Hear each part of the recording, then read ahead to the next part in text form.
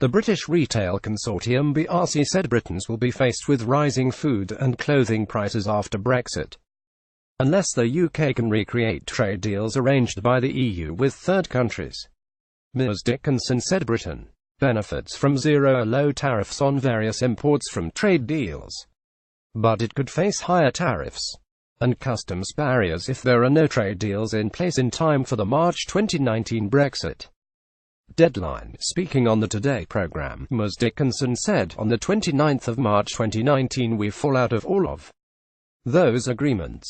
On the minute after we leave, those arrangements cease to apply to the UK. So what is important between now and 2019 is that the UK gets on with the job in hand in terms of focusing on at least replicating existing arrangements just to get us back to where we are at the moment." Getty UK retailing Helen Dickinson said the tariff on clothing from Turkey could rise from 0 to 12%. "We are talking here about everyday products that people buy week in, week out. Fish from Norway, wine from South Africa, clothes from Turkey. Each of those have lower tariff rates on them than would exist if we didn't have those deals in place." Ms. Dickinson said the government absolutely recognizes that food prices will go up as soon as Britain leaves the European Union if there are no trade deals in place. The BRC claimed the tariff on clothing from Turkey could rise from 0 to 12%, and duties on fish from Iceland could go from 3.4% to 11%. Ms. Dickinson said the government should not put all of its focus on its relationship with the EU.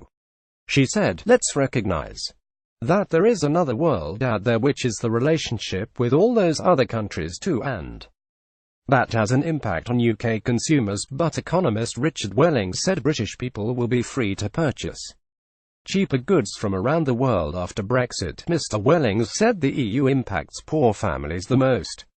Speaking exclusively to Express.co.uk, he said, "The EU is hugely dependent on the UK economy as a destination for its exports, and that's actually probably the biggest cost of being in the EU, that British consumers are forced to buy expensive EU-produced goods rather than buying cheaper goods from the rest of the world, and it impacts particularly enormously on poor families who can't buy cheaper food from places like Australia and South America.